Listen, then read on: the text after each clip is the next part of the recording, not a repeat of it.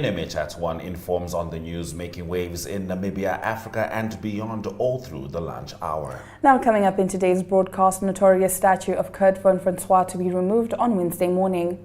Taarah Shalyefu re-elected as Ongwediva mayor for the third time. Oshakati Extension 16 Neighborhood Watch receives security equipment. And finally, victims and heroes in Colorado Springs LGBTQ nightclub shooting identified. These stories, economic news, sports updates and international headlines coming your way, read to you by Diana Master and Ashwin Berry.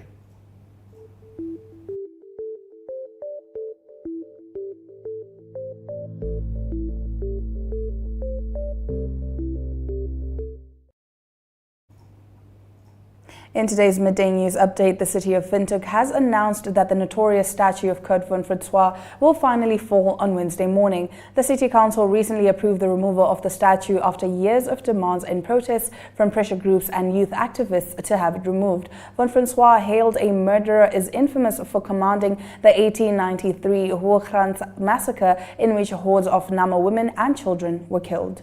Remember to engage us on social media as we continue to bring you pertinent news and events as they occur. Visual news coming up after the break.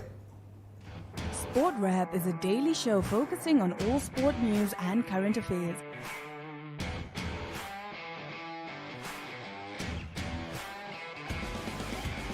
If you would like to feature your brand or campaign on this platform, contact sportwrap@synergy.com.ma.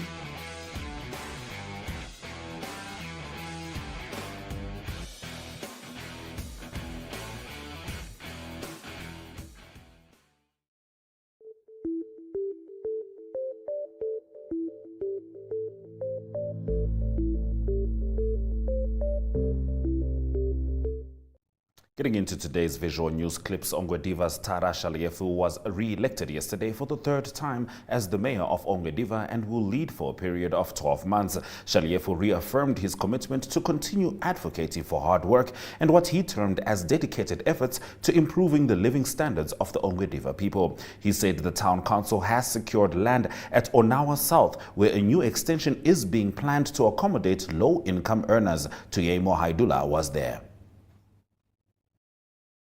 Reaffirm the wishes of the people of Ongwediva town. At the onset, allow me to thank the residents of our town for trusting us with the responsibility to serve them through making informed decisions, which are directed toward effective and efficient service delivery. This task is carried out with diligence and impartiality it deserves. And I believe you were following when you were taking the oath here. Today marks another successful renewal of the people's wishes, where we are all given an opportunity to once again dedicate our effort toward improving the living standards of the residents of Ongwediva town.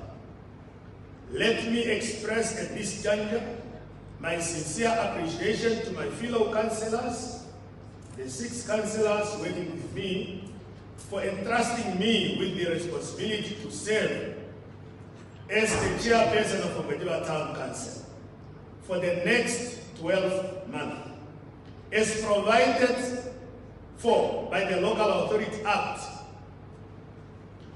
23 of 1992, as amended.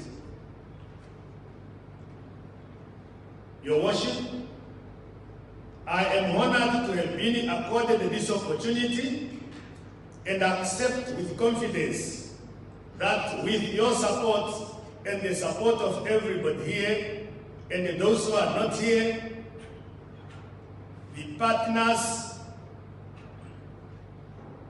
I will perform my duties to the satisfaction of the electorate and surely contribute to the national development agendas. Over the past year, we have Getting into our next video, the Yoshakati Extension 60 Neighborhood Watch received security supplies and equipment last Friday from the Old Mutual Foundation as part of its Neighborhood Watch initiative, which aims to boost local crime prevention efforts.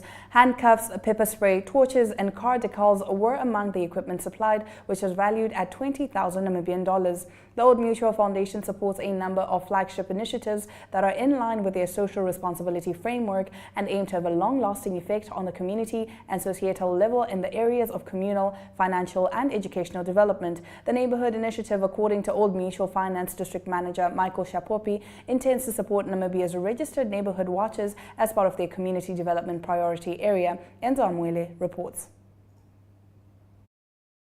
Foundation through our Neighborhood Watch initiative. Old Mutual Foundation serves as a company's primary corporate social responsibility vehicle that endeavors to deliver on its economic and social transformation vision for Namibia. Old Mutual Foundation supports various flagship initiatives and projects aligned to our social responsibility frameworks, so which undertakes to make a lasting impact to our community and societal level in the areas of education and skills, financial well-being, and community development. As part of our community development focus area, the Neighborhood Watch initiative aims at capacitate registered neighborhood watch in Namibia with materials and equipment to strengthen the crime prevention efforts in our community. So, but honestly, this is a very good support to a good cause. The concept of neighborhood watch is not new by now, but it's a concept that works. This is a concept that was designed when the police realized that the fight against crime cannot be left to the police alone. It is a fight that should be tackled by all stakeholders, the public or the communities and the police, to work together. So there comes the idea of establishing neighborhood watches, where the neighbors organize themselves in a way that they can prevent or intercept criminals in their areas. So when I came in the region, I have noticed that there were, or there are, a number of neighborhood watches, but most of them were what we call keyboard warriors. They operate from WhatsApp champions. They will be just trying to see if they see something, warn each other. That's good, but it should go beyond that. And we are now receiving a consignment of security equipment as donated by Old Mutual Foundation. We really appreciate that, because in turn they have also appreciated the effort we have placed in this particular project.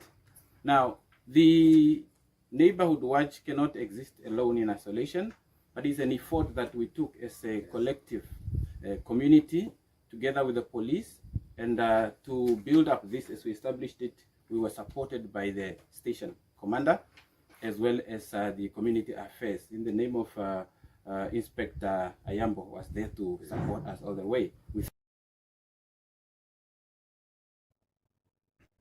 As December approaches, travel is definitely on the cards, and one interesting place to drop by could be the Hardap Dam. According to tour guide Sammy Hilundwa, the dam was built in 1960 and completed in 1963 and supplied water to nearby farms. He spoke to Claudia Reiter. Attraction in the south of Namibia, in a place called Marintel. This is called the Hardap Dam, which was actually built in 1960 and completed in 1963,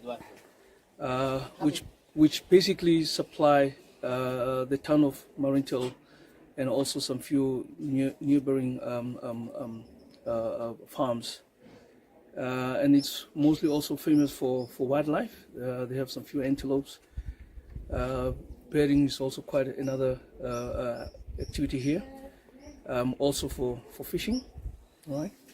And the park is actually still being run by the Ministry of Environment and Tourism, whereby Namibia Wildlife Resorts runs the hospitality sites. Okay, so what can people look forward to when they visit this place or Marintel in general? Visiting Marintel or this area is basically fishing, doing some few game drives with Namibia Wildlife Resorts. So as I've mentioned, they have some few wildlife. The place itself is roughly about 25,000 hectares, quite huge. Me myself also did some few drives when I used to work for Namibia Wildlife Resorts. It's quite a huge place, beautiful sceneries, yeah. Okay. After the break, we review pertinent stories from the country's daily newspapers. Stay with NMH at 1.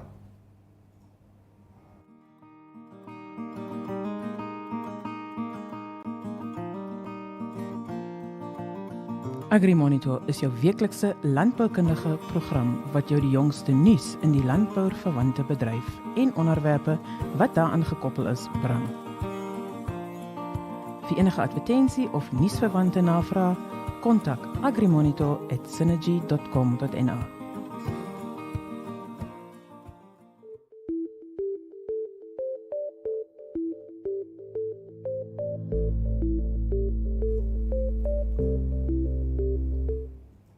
Thank you for staying with NMH at 1. We now take a look at what the lead stories are in Namibia's daily newspapers.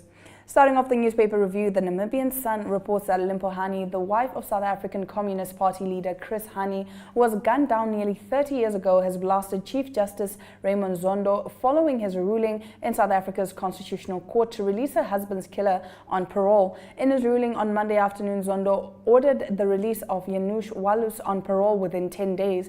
He said the decision by Justice and Correctional Services Minister Ronald Lamola to deny Walus parole was inexplicable and irrational and should therefore be reviewed and set aside. The paper's page 3 reports on the trial of former pastor Joe Diergaard, which will continue again on Thursday, the 24th of November, before Magistrate Ingrid Unengu, who will set a new date to hear the accused's plea and the state's accusations. The former spiritual leader of the Rhenish Evangelical Lutheran Church in Commersdal stands accused of raping 4 minor boys. The victims were all under the age of 14 and one was as young as 10 years old. One of the charges in the indictment stemmed from an alleged incident in 2010 and another from July 2019.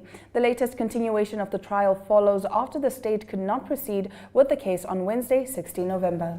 Now the Republicans page 3 reports on the theft of wildlife, livestock and other infrastructure on farms, which is getting out of hand and intervention is urgently needed. This past weekend, 11 suspects were arrested at Karibib, 4 for stealing cattle, 3 for stolen copper wires, and another 4 who were suspected of stealing goats. In addition, a giraffe was poached on a farm near Grootfontein and has been running wild along the Wilmenstau-Karibib Road for the past week. The police on Grootfontein also found a solar pump which is suspected to have been stolen in the suspect's possession, while another farmer on Leonardville says that he lost 80 sheep in one night last month and then another 4 weaned calves. Still with Republican, 2 Namibian cheetahs resettled in India have caught their first prey at the Kuno National Park. The brothers Alton and Freddie are part of 8 cheetahs that the Namibian government donated to India after India declared the Asiatic cheetah extinct in 1952. Park employees monitoring the brothers came across the first remains of an adult deer on November 8. 2 days later, they came across more remains, and in the next few days, the remains of 2 more carcasses. With the 2-month anniversary since the cheetahs arrived in India, this news caused a stir in conservation circles. Now on page 1 of the Allgemeine Zeitung, you can today read more about a strategy that was launched yesterday by the Ministry of Industrialization and Trade. The Namibian strategy for the Africa Continental Free Trade Area comprises of 80 pages which represent a plausible document with facts and statistics about Namibia's economy and trade, as well as challenges in trade with the African continent and how to overcome them. Investors are informed in detail, but some challenges also await Namibia, says UNECA. It is expected that the CFTA is a game changer for the fortunes of the regional economies, including Namibia, and could boost intra-African trade by about 33% and cut the continent's trade deficit by 51%. However, as Namibia aims to improve the competitiveness of its products and identify new African markets for domestic goods and services, it must address the infrastructure bottlenecks, both soft and hard. On its page 3, the Allgemeine Zeitung today focuses on the various allegations floating around that Fly Namibia has supposedly taken over some of the airplanes of the now defunct Air Namibia. The chief executive officer of the Namibian airline Fly Namibia yesterday was extremely annoyed about the fact that his company seemed to have been accused of the untoward behavior. The Namibian Sun reached out to me and I referred them to one of the executive liquidators of Air Namibia, Mr. David Bruni, as I felt it was right that he should comment on the sale of the Embraers and not me. But I specifically pointed out that neither Fly Namibia nor Airlink had bought the airlines in question. Has there been a sale? Yes, but not to these organizations. Instead, I know that these machines have been sold to a syndicate, which includes Namibian interests. But I, as CEO of Fly Namibia, can tell you that while the sale has been effected and probably paid already, these are not transactions relating to Fly Namibia. In the meantime, the liquidators have chosen not to comment. Stay with us as we continue with the newspaper review after the break. Take a load off and tune into another episode of Brave Namibia as we take a look at both ordinary and extraordinary Namibians. Brave Namibia is broadcasted on NTV Saturdays at 6:30 p.m. and 1up2.com, as well as broadcasted on the following Facebook platforms on Wednesday at 5:30 p.m. Republican, Allgemeine Zeitung, Namibian Sun, and all Namibia Media Holdings pages. For more information, contact the Brave team at brave@synergy.com.na. Brave Namibia, for the ordinary and extraordinary Namibians.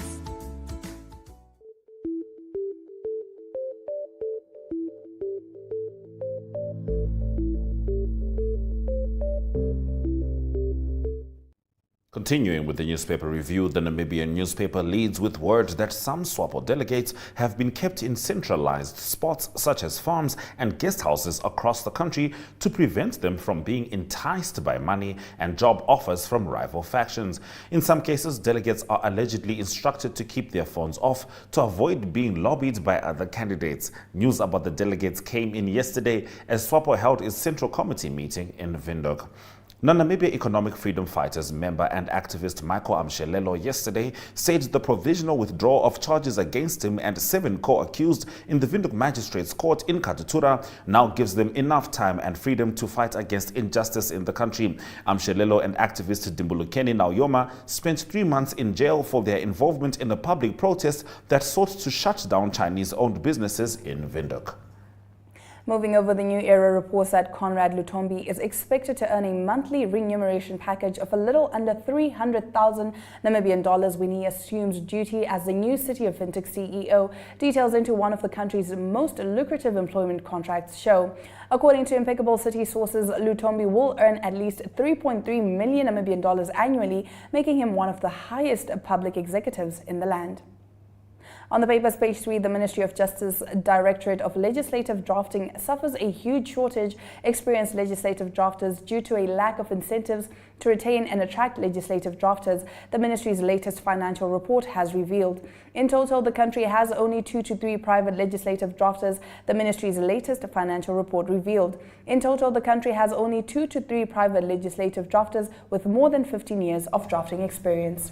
Now, in the Market Watch today, information leaks, security breaches, hacks, data theft, and other cyber attacks are becoming more and more common. During February 2016, hackers targeted the Central Bank of Bangladesh and exploited vulnerabilities in the Society for Worldwide Interbank Financial Transactions, attempting to steal $1 billion. While most transactions were blocked, $101 million still disappeared. Now, the Namibian Port Authority is showing resilience as a business despite the economic headwinds imposed by a challenging operating environment. In economic news, we lead with this story. Stay with NMH at 1.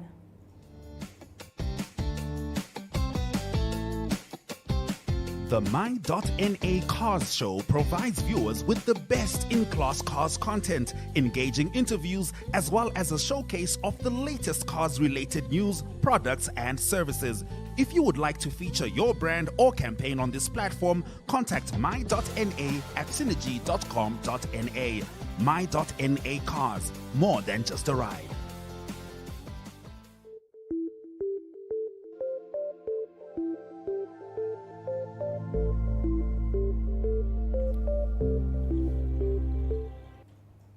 Headlining today's economic news, the Namibian Port Authority is showing resilience as a business despite the economic headwinds imposed by a challenging operating environment. Our revenue continues to grow, and please, I must highlight that here I am talking of organic growth and not tariff adjustment-driven growth, the CEO of Namport, Andrew Kanime, told stakeholders attending the Port Users Breakfast on Friday in Walvis Bay. Kanime said that the operating profit for Namport for the year increased more than twofold from 121 million Namibian dollars to 375 million Namibian dollars year on year. Revenue for the 7 months to 31st of October 2022 is up 20% from 666 million Namibian dollars to 796 million Namibian dollars, and Kanime told stakeholders during an overview of the operational and financial performance of the Port Authority for the financial year ended 31 March 2022 and year to date. Kanime said operating expenditure has also increased in line with increased business activity, but at a lower rate. He pointed out that as a result of the increase in revenue, which surpasses the increase in costs, Namport reported a 63% increase in operating profit from 123 million Namibian dollars in the 7-month period and at 31 October 2021 to 202 million Namibian dollars for the period ended 31 October 2022. In addition, the overall vessel gross tonnage also increased by 3.4 million tons or 21.6%. Container volumes increased by 12,298 TEUs or 8% on a year-on-year basis. This increase was mainly attributable to the increased import and export containers of 15% and 3% respectively.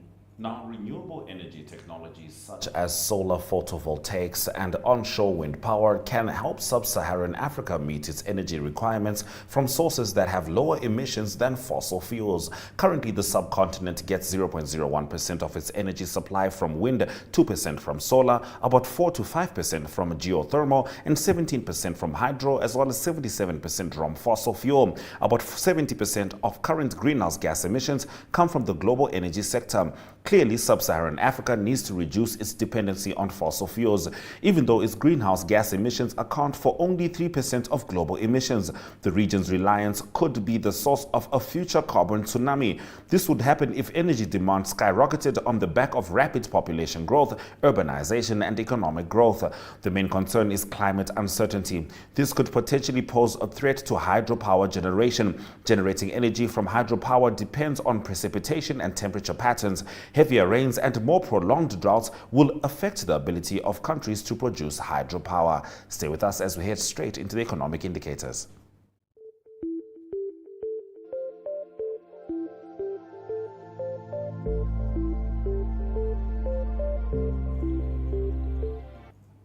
Looking at the economic indicators, $1 now costs 17 Namibian dollars and 28 cents after a 0.2% increase in local currency. No movement is observed on the Namibia Stock Exchange as stock prices remain the same.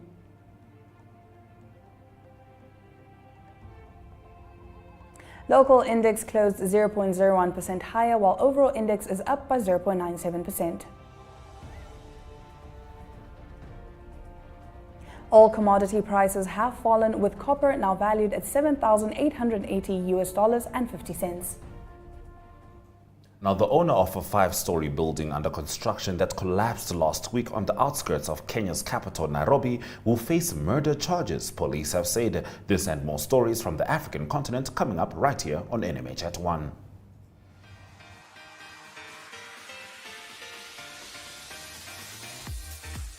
Flex is your health and fitness show that focuses on the health of the mind, body, and spirit. If you would like to feature your brand or campaign on this platform, contact zone@synergy.com.na.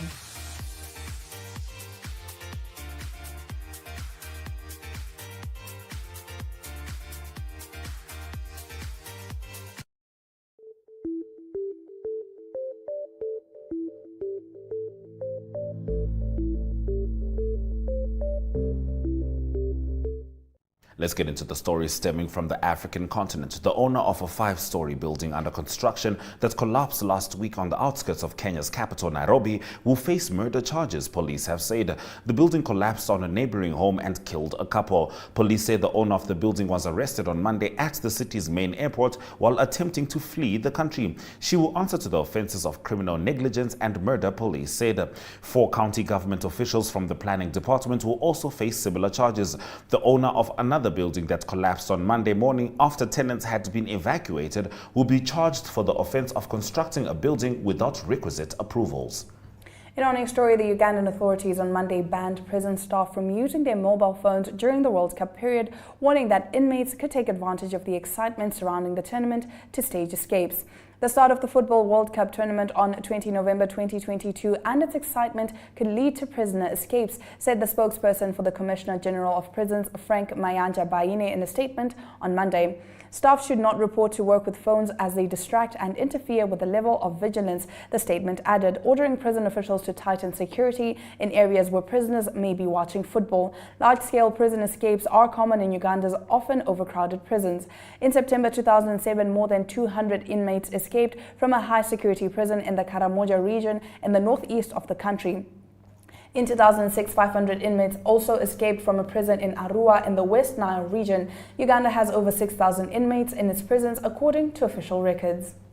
Now, the military rulers in Mali have banned all non-governmental organizations that are funded or supported by France from operating in the country. Humanitarian groups are included in the ban. In a statement, the junta said the move followed France's decision to stop development aid over Bamako's alleged use of paramilitaries from the Russian Wagner Group. Mali's interim Prime Minister Colonel Abdoulaye Maiga denied these allegations, saying they were aimed at destabilizing the country. He said the Russians were working as instructors. Mali's foreign ministry described the French government as dehumanizing aid for our people and said France was using the funds to blackmail governments and support the terrorist groups in Mali. The ministry said it had in response decided to ban with immediate all the operations undertaken in Mali by NGOs funded or technically supported by France, including humanitarian organizations. 3 months ago, Paris withdrew French troops working with Mali to counter jihadist groups.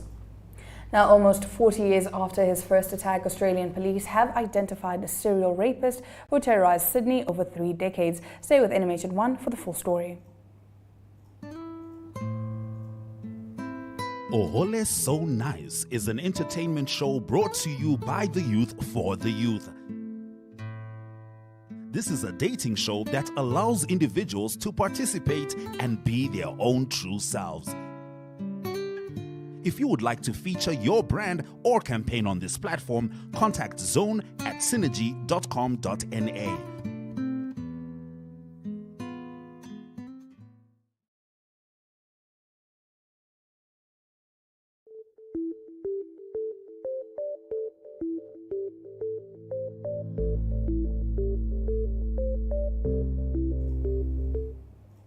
Getting into our international news, almost 40 years after his first attack, Australian police have identified a serial rapist who terrorized Sydney over 3 decades. Keith Sims targeted 31 women between 1985 and 2001, entering their homes or attacking them while they were out jogging, police say. Detectives initially believed several different men were behind the attacks, but thanks to new DNA technology, investigators have now linked them all to Sims, who died aged 66 in February.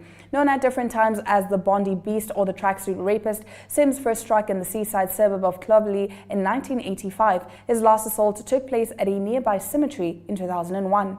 Each incident was individually investigated at the time, but police began linking them in the 2000s. DNA from 12 of the victims was the same, and another 19 incidents matched the attacker's modus operandi. The women, who were aged between 14 and 55, all gave similar descriptions of their assailant. He was 160 to 180 centimeters tall, had a dark complexion, brown eyes, and a wide nose. He kept his face covered and wore casual clothes like tracksuits, hoodies, or football shorts. He either threatened his victims with a knife or made them believe he had one on him. In 2019, investigators had a breakthrough, finding a familial DNA match in the police database, which narrowed the suspect pool down to 324 people. In our next story, Colorado Springs officials on Monday identified the 5 shooting victims who died and the 2 heroes who prevented further bloodshed at the LGBTQ nightclub where a gunman opened fire on Saturday night.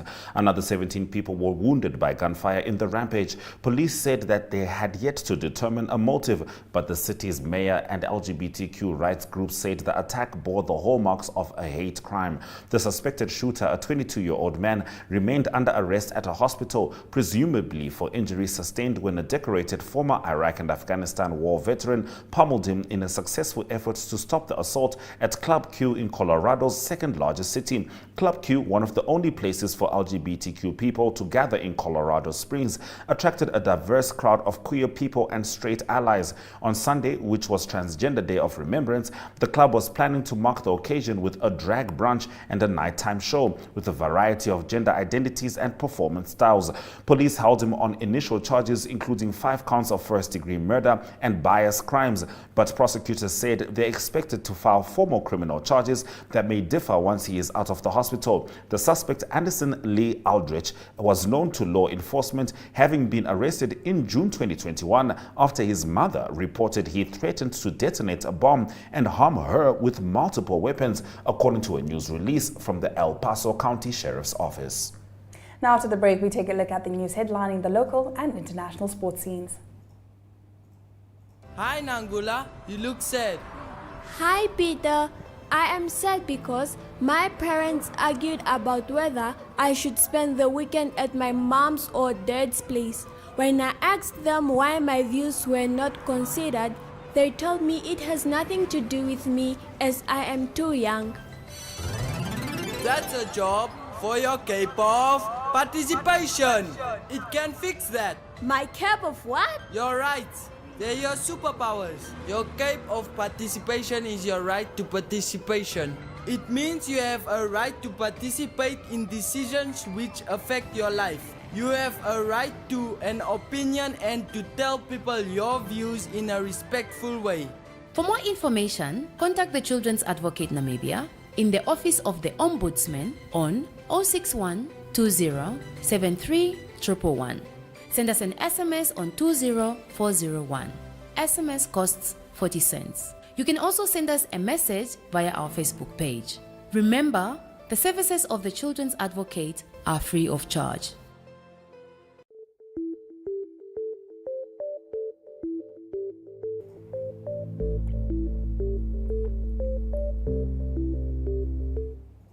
Starting off our local sports stories, the technical committee working on Namibia and Botswana's bid for the 2027 Africa Cup of Nations have appointed 8 ambassadors for Bona 2027, with 4 ambassadors from each country. Brave Gladiators star Lovisa Mulunga, national hockey captain Margaret Mengo, retired Brave Warriors captain Ronald Keshichere, and former Brave Warriors coach and local football great Ricardo Manetti were appointed as the country's 4 ambassadors. The role of the ambassadors is, among others, to raise awareness on the bid, communicate positive social change and legacy the 2027 AFCON will leave in Namibia and Botswana. Now, Emmanuel Mongangela jetted off to the UK to face Pierce O'Leary for the WBC regional title. The fight is scheduled to take place on Saturday, and it will be for the vacant WBC International Super Lightweight title at the O2. Now, Mongangela, who is nicknamed the Lion, boasts a professional record of 20 fights, 16 wins with 7 coming by knockout, 3 losses and 1 draw. He has won his last 13 fights consecutively and will therefore be very motivated going into this fight, which will be his toughest in his professional career. O'Leary remains undefeated with a perfect record of 10 fights and 10 wins, with 6 coming by knockout. The fight will be on the undercard of the main event, which will see Zach Parker versus John Ryder trading for the WBO Interim World Super Middleweight title.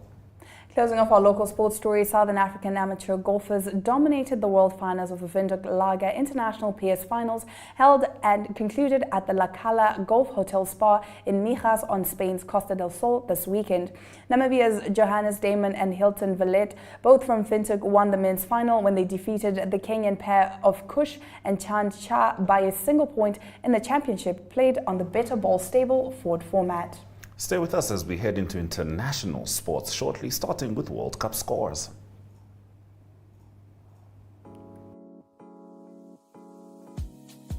My.NA Property Show provides viewers with the best in-class content, engaging interviews, as well as a showcase of the latest property-related products and services. If you would like to feature your brand or your campaign on this platform, contact My.NA at synergy.com.na. My.NA Properties, more than just a roof over your head.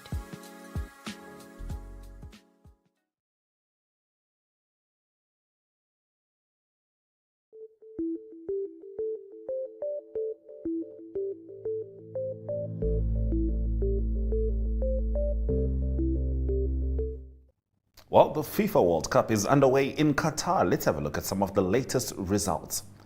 England got the best of Iran with a 6-2 win, while Senegal fell to Netherlands 2-0, and USA and Wales shared the spoils with a 1-1 draw. Currently, Saudi Arabia and Argentina are playing, with Saudi Arabia leading 2-1. Heading into our first story, the local teams will be without their Springboks, but the pressure is squarely on the Welsh teams as they head to South Africa this weekend to start their respective two-match Vodacom United Rugby Championship tours of the country. The four clubs, the Ospreys, Dragons, Scarlets and Cardiff, would desperately be looking to salvage some pride for Welsh rugby after their national team edged the sport in principality closer to crisis by losing to Georgia at the weekend. Now, Japan will not fear Germany in their World Cup opener on Wednesday, despite Asian teams enduring a torrid tournament so far, striker Takuma Asano says. Hosts Qatar lost 2-0 to Ecuador in Sunday's opening game and were outplayed, while Iran were on the wrong end of a 6-2 thumping by England the next day. Lightning quick forward Asano is convinced Japan will not suffer the same fate when they take on the Germans in Group E and said the Blue Samurai have nothing to fear. Nothing to fear. Okay. Senegal head coach Aliou Cissé urged his attackers to be more clinical in front of goal after they lost 2-0 to the Netherlands in their opening match at the World Cup at Mama Stadium on Monday. Now, late goals by Cody Gakpo and substitute Davy Klaassen stretched the Netherlands' unbeaten record under coach Louis van Gaal to 16 matches and secured them the second spot in Group A. Senegal, who are without injured striker Sadio Mane at the tournament, are third above hosts Qatar, who were beaten 2-0 by group leaders Ecuador in the tournament opener. Now, if you're just joining us, this is NMH at 1, and we'll get into the highlights from this afternoon's broadcast after this break.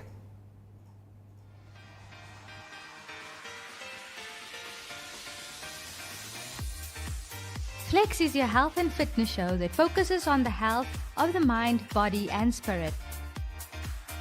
If you would like to feature your brand or campaign on this platform, contact zone@synergy.com.na.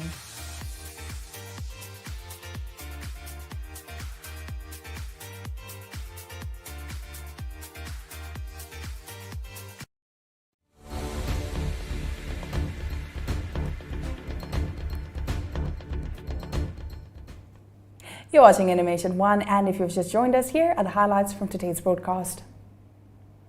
The owner of a 5-story building under construction that collapsed last week on the outskirts of Kenya's capital, Nairobi, will face murder charges, police have said. Almost 40 years after his first attack, Australian police have identified a serial rapist who terrorized Sydney over 3 decades. In sport, the technical committee working on Namibia and Botswana's bid for the 2027 Africa Cup of Nations have appointed 8 ambassadors for Bona 2027, with 4 ambassadors from each country. Those have been your highlights. Remember to tune in every weekday at 1 p.m. to spend your lunch hour with NMH at 1, catching up on the latest news in Namibia, Africa and the world, ranging from current affairs, economic news, sports and international headlines. That's it from us in studio, but don't go anywhere because up next is Regional Review.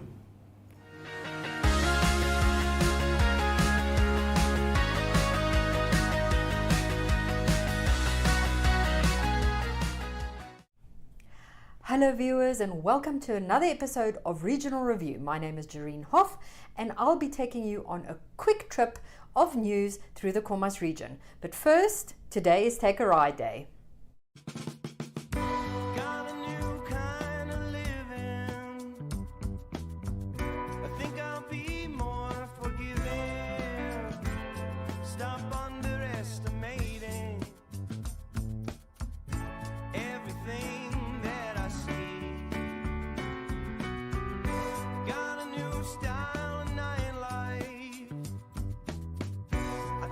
try to sleep. Not everyone around here has to agree with me.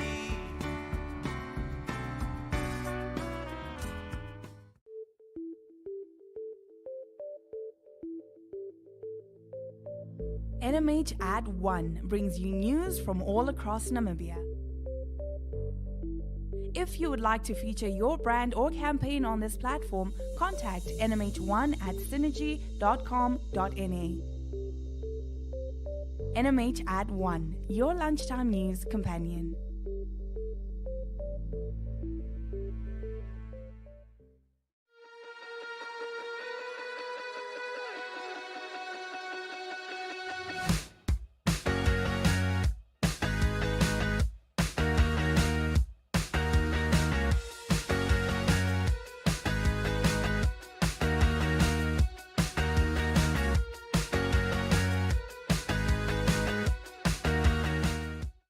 Eunice Ayambu, senior economist of the United Nations Development Programme, said the African Continental Free Trade Area is bound to open Namibian entrepreneurs up to a world of opportunities. This is a new agreement aimed at creating Africa's first continent-wide free trade area, which could generate greater economic benefits than previously estimated. Jemima Bekus was there. Agreement establishing the African Continental Free Trade Area Agreement. As you are aware, Namibia now has access to a market of 1.3 billion people with a combined GDP of $3.4 trillion, a massive increase in market size from that of SADC and SACU, our key regional trading blocs. Allow me to thank the government of the Republic of Namibia, through you, Honorable Minister, for the gracious invitation to participate in this launch of your strategy and implementation plan, which broadens the horizon of trade for Namibian entrepreneurs. As the United Nations family, we are very proud to have supported the drafting and finalization of this national strategy. As you are aware, through the leadership and technical support of the United Nations Economic Commission for Africa, UNECA, we have supported the stakeholders in developing this strategy that we are launching today in a fully participatory and consultative manner. The consultative process involved the participation of the Namibian private sector, academia, youth, and women-owned business persons. I strongly believe the process laid a foundation for the successful implementation of Namibia's aspirations within the larger continental market of Africa. Honorable Minister, Executive Director, ladies and gentlemen, today's launch of the strategy is the beginning of a long and arduous journey in search of markets for Namibian products, especially those markets where our products are competitive, of quality, and price-worthy. President Hage Geingob celebrated World Children's Day last Saturday, saying children should be empowered, calling for a better future and a more equal, inclusive world. He said that children are the future leaders of any society and that their childhood and well-being should be safeguarded and protected. Children and young people are at the core pillar of society, and their inclusion in every aspect of life should remain a priority. World Children's Day was first established in 1954 as Universal Children's Day. This year's theme is Inclusion for Every Child. The day was commemorated at the Zoo Park Amphitheatre in Windhoek. The event began with a march down Independence Avenue.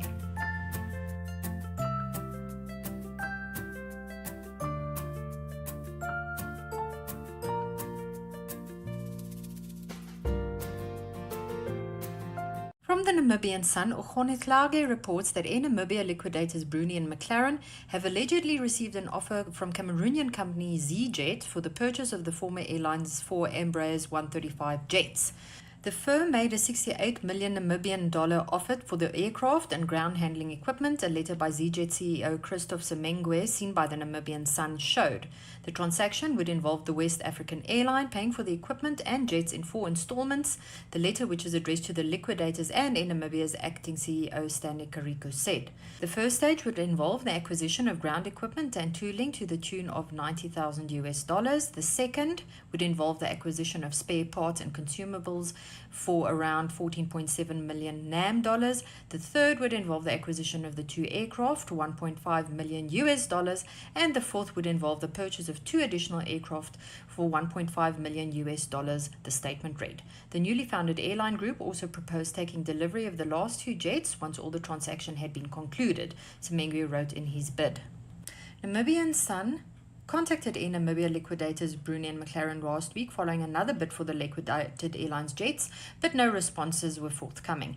Last Friday, Namibian Sun quoted Progress Aviation and AB Airlines as saying that Air Namibia's liquidators had sold its aircraft to a local aviation company, Fly Namibia, far below market value.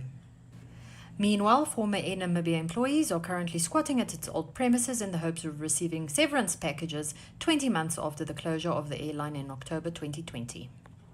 The Namibia University of Science and Technology and Damola Global Hub last week signed a Memorandum of Understanding. This collaboration will see Namibian students from NUST being invited to be part of the Damola Global teams that are facilitated by Damola experts, Chief Executive Vile Iyambu said at the launch. This clip is by Junior Kapofi.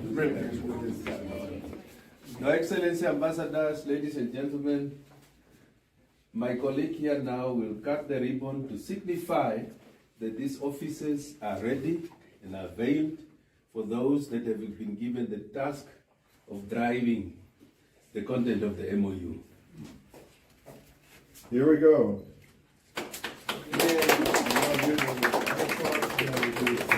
Oh, I also want to make as a member. We put it as an appendix to the MOU. Very good. Thank you so much. Thank you so much. Thank you, Professor. Cassia Sharpley, this year's contestant at the Miss Universe beauty pageant, shared a message of hope at a breakfast event that aimed to bring people affected by heart disease together. Irene Marie van der Walt was there. Thank Mr. Diku for granting me the honor of standing here today as Miss Namibia to render a message of hope to all of you. My name is Cassia Sharpley. I am 21 years of age and I am actually a basic life support paramedic, and I'm pursuing my advanced life support paramedic license at the Namibian University of Science and Technology. And I'm here to render a message of hope, but most importantly, I hope that I can impact you, because I believe that a lot of people will forget what you tell them, but they will never forget what you make them feel. And today I want to make you feel special. I want you to realize your value and your worth in the mere fact that you woke up this morning alive. I think that so many times we take life for granted. We take for granted the mere fact that we had the ability to wake up the next morning. And I feel that every day should be seen to us as a gift granted to impact those around us. I believe that wherever you go, whoever you meet, you need to leave behind a message of hope. Not just one moment of the day, but every moment of every day that you spend with someone. I think the most beautiful part about being a human being is the mere fact that even though we might look different, we are all exactly the same. We have hearts and we have souls. And how much better and how beautiful and liberating is it to know that we have the ability to impact each other. It goes as simple as just a friendly hello, or maybe just a hug to save someone's life. I think it's beautiful to know that all of us have a heart, which means all of us have the ability to sow love into the next person. And love comes in the smallest ways. Love comes from looking at someone with a smile. Love comes from telling someone, you're beautiful today. I've realized that it's so difficult for us to just tell someone, I really love your dress, or I really love the way you walk, or you look absolutely stunning today. And I think that the moment we cultivate a spirit of excellence when it comes to how we approach each other as human beings, we will understand the true value of life. And we will understand what it means, not just to be human beings, but to be ambassadors of ourselves and what we stand for, our moral standards. I think that the more we realize who we are to each other, the more we will value the ways that we look at life differently. Because the way I see life and my goals are very different from the way you see life and your goals. I believe in the saying, umtu ngumtu ngabantu. I learned that from my father. I'm partly South African. And it means that people are people through other people. We all need each other. If it wasn't for your surgeon, your doctor, your heart specialist, where would you be today? If it wasn't for your family supporting you through those difficult times, who are you? And I want us to always realize what we are putting our faith and our belief into. If everything that you live for was taken away from you today, who are you? Are you still yourself? And what do you put your faith into? Chill Sessions is an entertainment show that brings you the latest hit, fashion, and entertainment news. If you would like to feature your brand or campaign on this platform, contact chill@synergy.com.na. Chill Sessions, bringing art and entertainment to the people.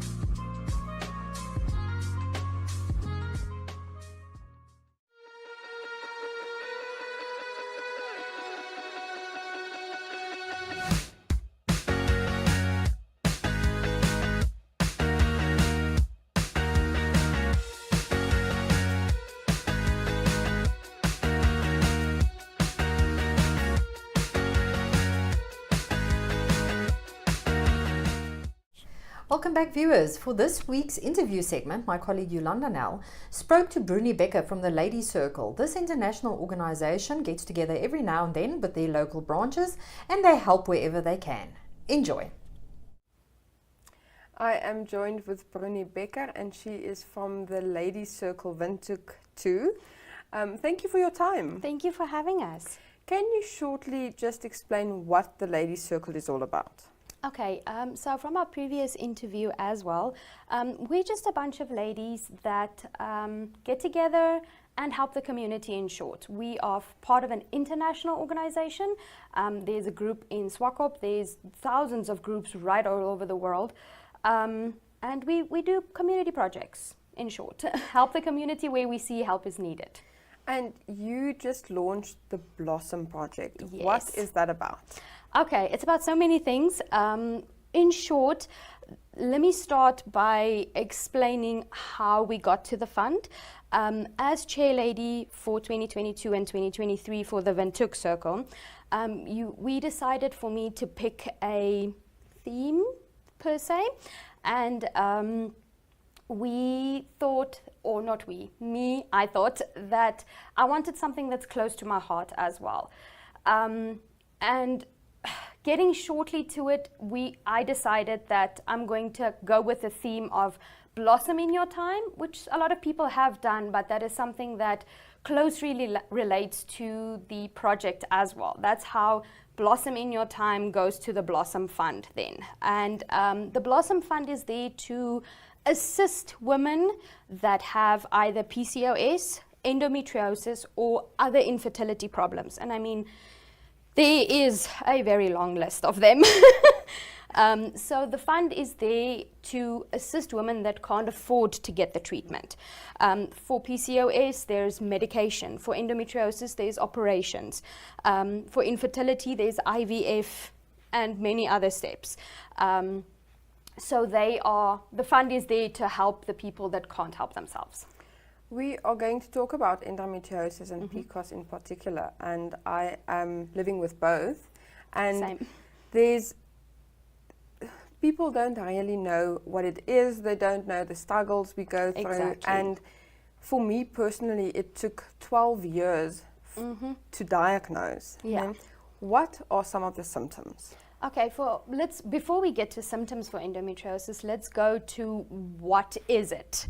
Endometriosis is a growth, but the moment you say growth, people think cancer.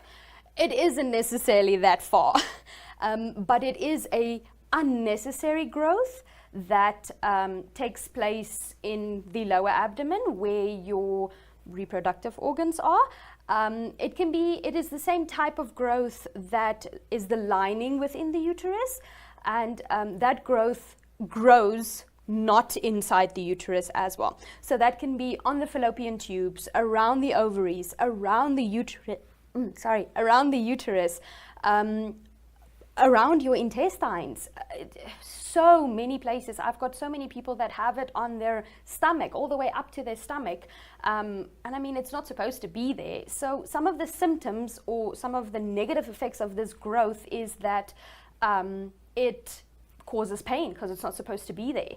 And also when your period comes, that growth breaks down, but it has nowhere to go. So it tends to kind of build up there in a sense, and that makes it painful, uncomfortable. Some people have like severe stomach problems because of it is there. Some people just have very bad period pains and periods.